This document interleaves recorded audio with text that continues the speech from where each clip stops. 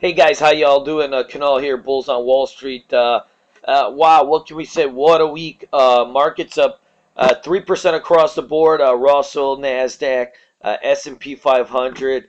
Once again, the turkey gods were smiling, and just a overall fantastic week in the markets.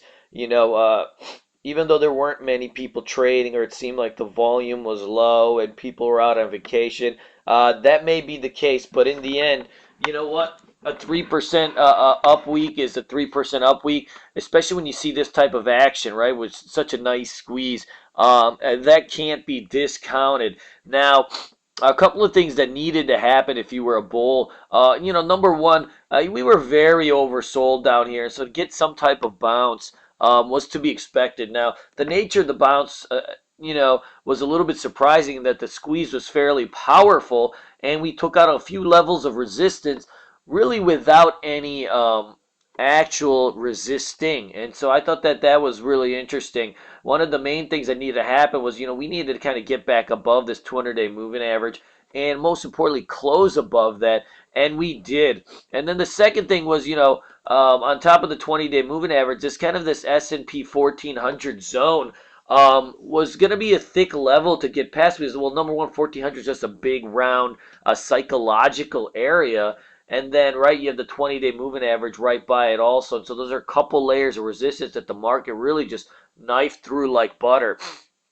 So I would say overall, I would definitely give the benefit of the doubt to the bulls and say bravo. Now, on the other side for this coming week, things get more tricky. So, number one, we've triggered a short-term, overbought signal, right? The market's come up a long way. And the second thing is that, we have another heavy level of resistance right above this previous breakdown spot, which also coincides with the 50-day moving average. And so right now, our potential upside is looking like for next week, right? 16 points before we run into resistance, where our potential downside is really maybe coming back down to the 200-day moving average.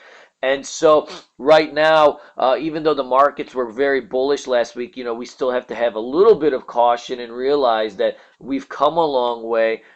We quickly went from oversold to overbought, and we're right under a very key level of supply that was a huge breakdown spot in the markets previous. And so it's not just going to be easy to pass. And so, I wouldn't be too crazy about going gung-ho on everything if you missed the action last week.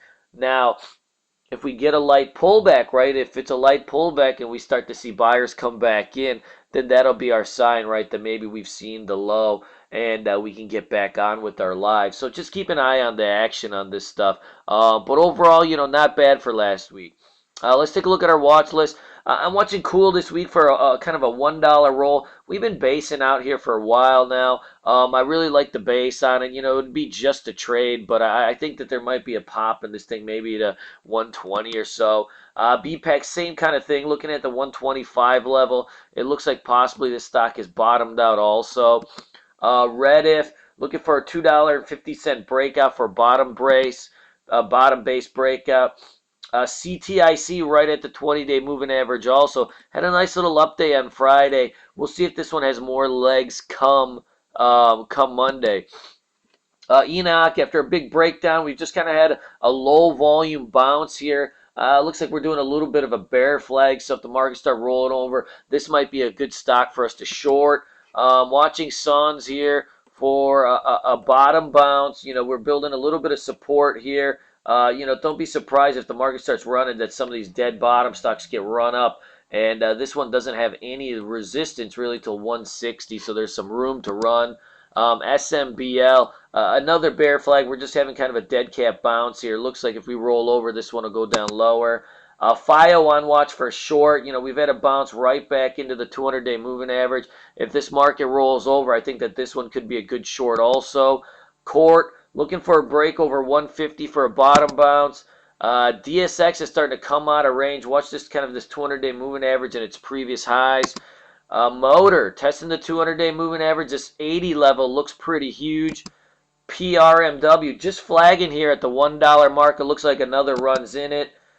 C-Trip, a breakdown, and then it looks like we got a bear flag here. I think that this one can go lower. Same thing with Sand, looking for potential short on this dead